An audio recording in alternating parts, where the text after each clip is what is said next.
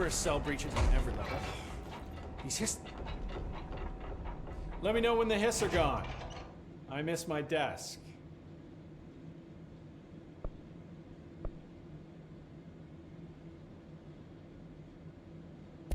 Do you like working at the FBC? Sure. I mean, yeah, the drama's a bit much, but I get better benefits here than I would over at the Postal Service. I checked. Better healthcare. That's not to say I don't like my job, ma'am. Been here over 15 years. No one knows the Panopticon collection better than me. I'm, close to them, in a way. I can't tell if that's creepy or normal here. How do you keep the altered items under control? It depends on the item. Each one has different needs. Ritualistic touches go a long way. Singing to them. Did he say Flipping the singing? lights 3 times, that sort of thing. It's not superstition if it works. What's the difference between objects of power and altered items? Think of them like storms. Objects of power are like tropical cyclones or hurricanes for the uneducated. They're big, rare, and scary. Of course, directors can just bind the OOP and become the eye of the storm. Altered items are more like weird thunderstorms. Some may rain frogs, some may rain corn, but they all rain something. And how does the hiss factor into all that? It's changing them, making them aggressive. Now they're all raining, I don't know, knives. Knife rain. Nice metaphor. Did you work closely with Trench? Oh, he spent most of his time with Darling and all them. The inner circle. Not that I care. Trench certainly had his favorites. He did stop in occasionally to scowl and smoke. Did you know the Bureau has a no smoking policy? It does. Just not for Trench. Still, he is the one who put aside funding for the Panopticon. The man did have vision. How did you get this job? Started as a junior agent because my uncle knew a guy. From there I got put on a desk until an accident left the containment sector severely understaffed. At which point I got bumped up to management. Put in a steady 8 hours a day for another 10 years and voila, supervisor. I just picked up a gun. Or a gun picked me. I'll see you later, Langston. I'll be here, like always.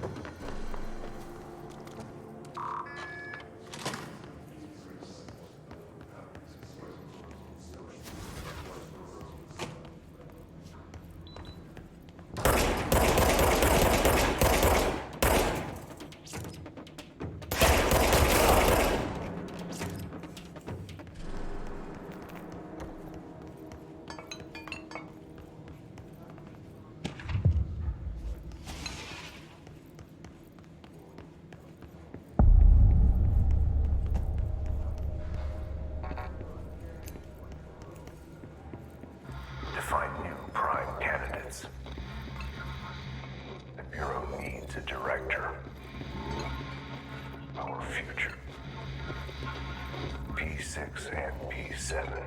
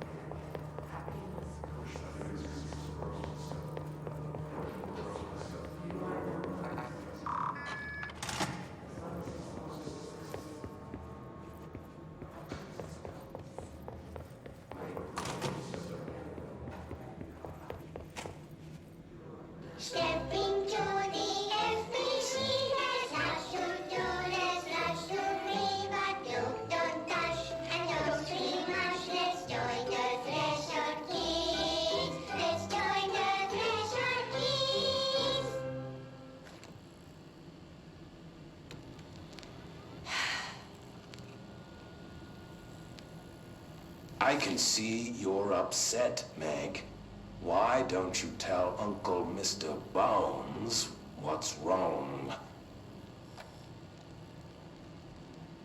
I did bad on my clairvoyance test.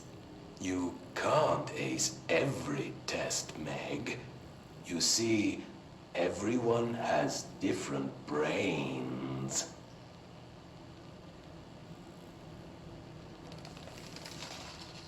Some brains can talk to each other. We call this ESP. ESP. Some brains can lift objects, like a baseball. Talk about a fly ball, eh, Meg? No interruptions! So who cares if you fail your clairvoyance test? Maybe your brain can throw baseballs, or talk to dead people, or make friends blind. Once we know what your brains can do, we'll know what job to give you. And if your brains are just right, you'll get to sit in the big chair.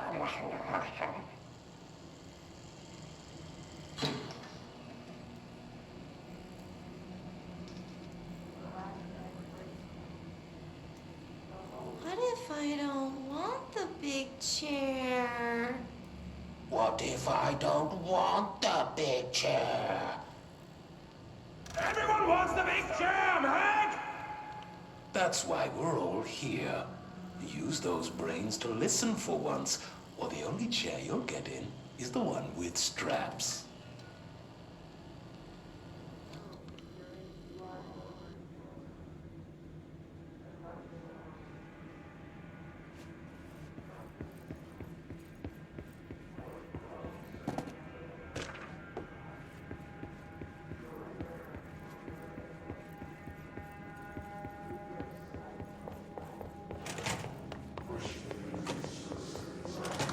I wish things had gone differently in Ordinary for us. But wishing won't change things. Finding the projector will. Ordinary. So much coming together in this one case. A new object of power, something we have not seen before. I mean, coming from me, that's saying something.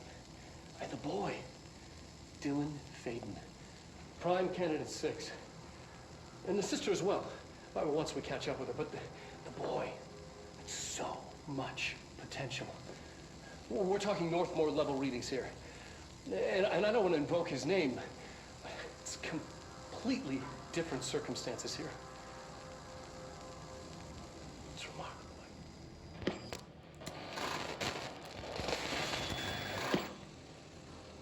There was an incident. Yes.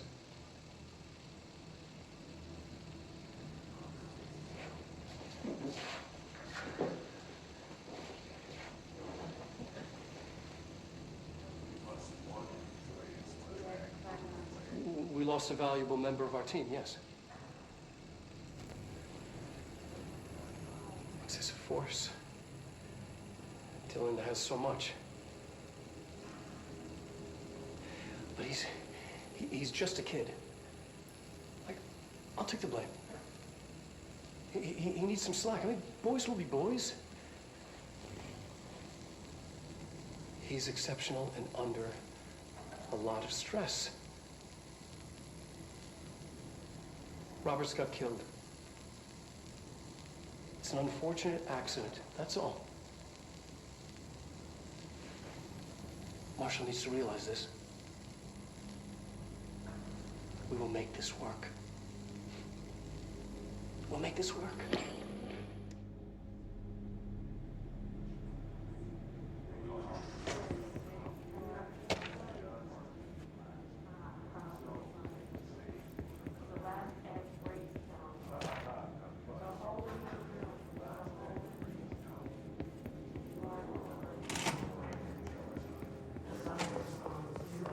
Is this what Dylan wanted me to see? It doesn't matter. We need to find that projector.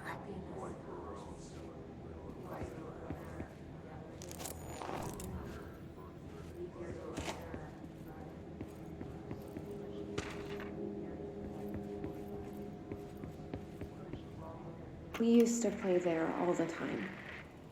Me and Dylan, and other kids as well.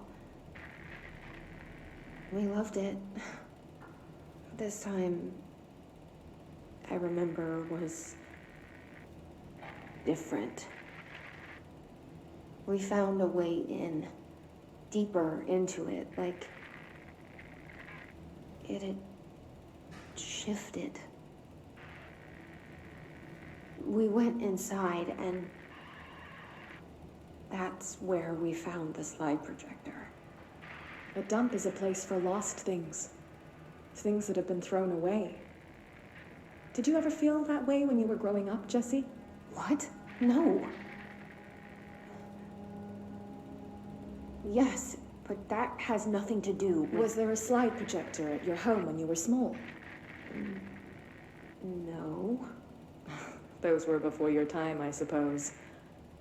But your family did look at photos together, maybe. In one form or the other? Maybe. When was this? Can you remember? At parties? Barbecues? How did it make you feel? Did your parents ever show pictures that embarrassed you? Was alcohol ever involved at these parties? Did your parents drink? Did that make you uncomfortable? No. That's just stupid. Come on. That has nothing to do with this. Nothing. The slide projector, let me ask you this. As a child, did you ever fantasize about worlds inside pictures? Inside a painting? You know, stepping into a painting, into a hidden world, escaping and finding adventure there, away from your parents. I don't think so. I don't remember. Maybe. I don't know.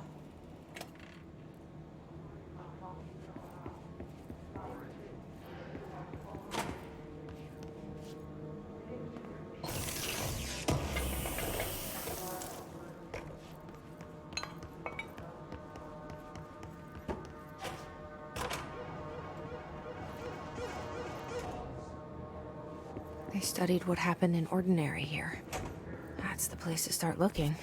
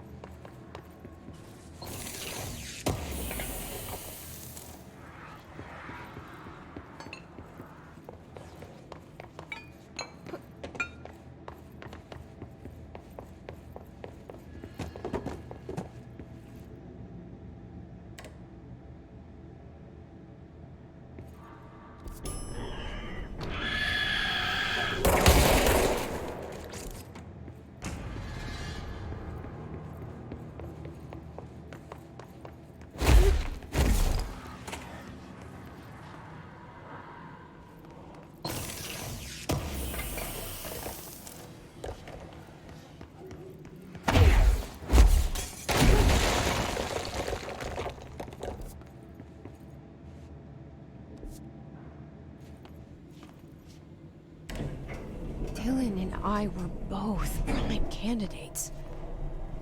Experiments.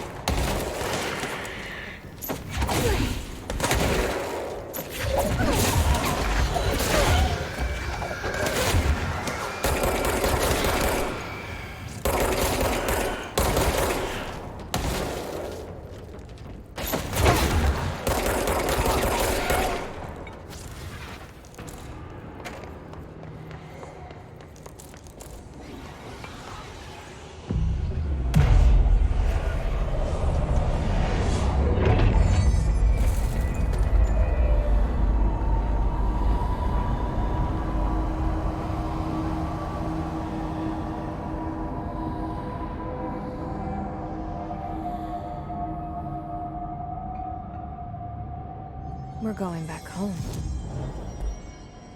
Of course we are. It started there, and it's never gone away.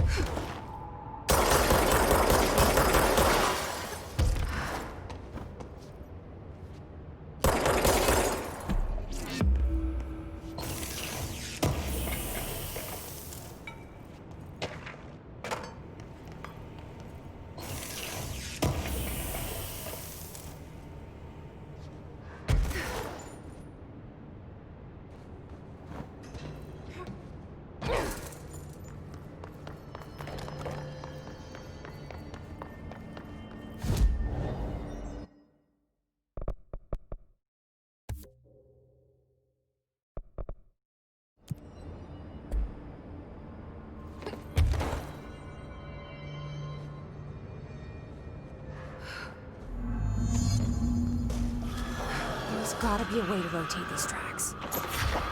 Maybe there's a control panel nearby.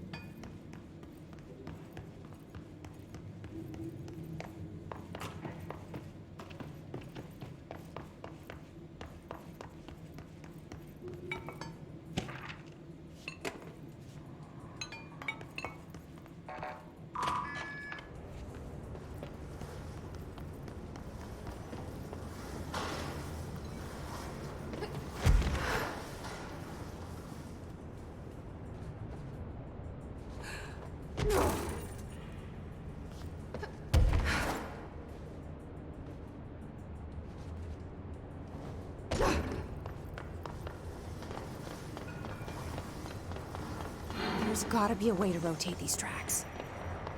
Maybe there's a control panel nearby.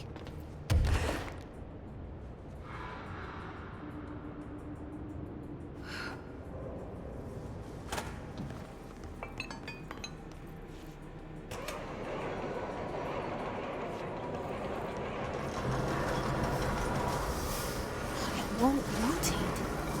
Something's blocking it.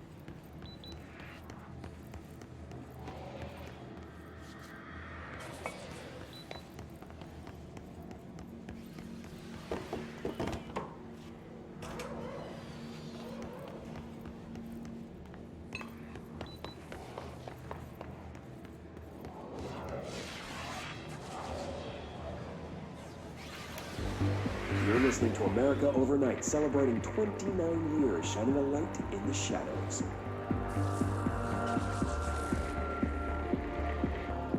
Thank you for staying with us. Here's our first caller. Hi. What I'm about to tell you, if they found out, I don't know what would happen. If you found out, brother. The men in the suits. They told me it was an industrial accident, but this is something else. Something nobody talks about. Ordinary. This certainly doesn't sound very ordinary, caller. No, not ordinary. Ordinary. It's a town. And it wasn't an industrial accident. I mean, that's what they said. But that's bullshit. Whoa, please watch the language, caller. It may be 2 a.m., but we're still a family show. I'm sorry. It's just, my brother lived there.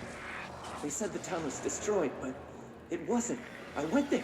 The people are gone, but the town's there. It's still there. So the population of an entire town disappears, yet the town remains. Tell me, was the phrase, "there is no salvation," written anywhere? I'm not sure. The same thing happened in Brazil in 23, a village called Fort Verde. More than 600 people just up and left.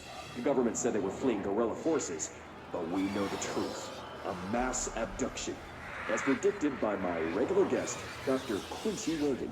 Abduction? You mean aliens? That's bullshit! I know they're lying! Now, I warned you about the language, caller. I'm afraid we're gonna have to cut you off. And good timing, too. It's time for a short break. Hang in there. America Overnight will be right back.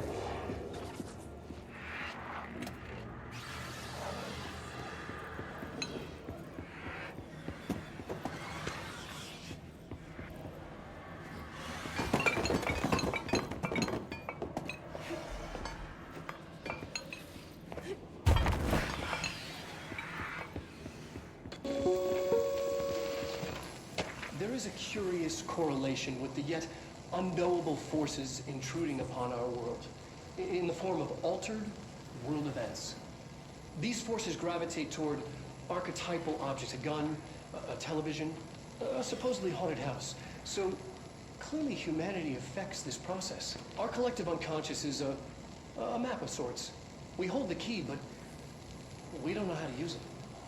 We create these archetypes through everyday life, popular culture, urban legends, but we are observing and influencing a complicated system in action. We can change the likelihood of something being a receptacle for these forces just by thinking about it. But we haven't found a method to control the outcome. And yet, there's something unique in us, in our dreams, in the conceptual reality with power, with our minds. What's the cause and what's the effect? Are we the starting point or just a necessary evil in this? A byproduct, a reflection, a projection? We'll struggle to find the answers to these hard questions, or die trying.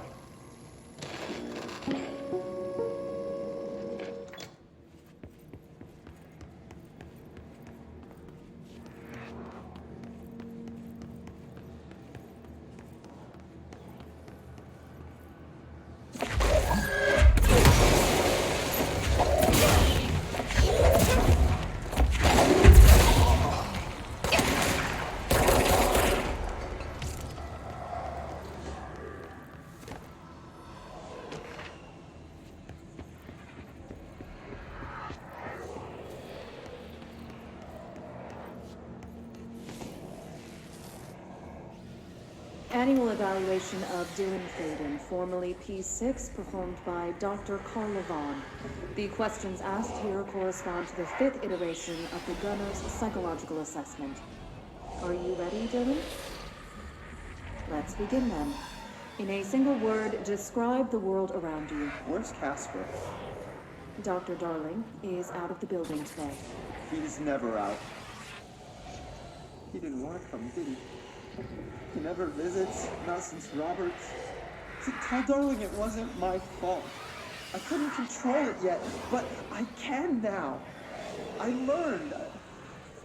Will you tell him? In a single word, describe the world around you. A prison. A cold, empty prison. Not even a poster on the wall. Mm-hmm.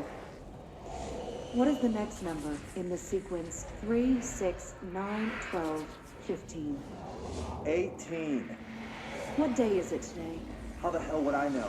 It's not like you give me a calendar. You find a rabbit in the woods. It is breathing, but not moving. You cannot see any blood. What do you do? Leave it. Expand on that. It doesn't matter. The rabbit's not real. None of it's real. What day is it today? Do you enjoy asking people questions that can't be answered? Is this what gets you up in the morning? What you dreamed of doing as a scared, stupid little girl? Can you describe a dog to me? In Ordinary, we had a critter. Nosebleed Neil. And when it all went crazy, you know what I mean. Nosebleed Neil turned into a dog. Or something like a dog. What day is it tomorrow? Fuck off! I don't know! There is no calendar! How can I fucking know? Dylan, calm down. Fuck you! Fuck you and fuck Casper! Hey! Are you watching this, you old fuck? Did you send your bitch because you're too scared of me? Where is Casper? Security, get a team in here. I need...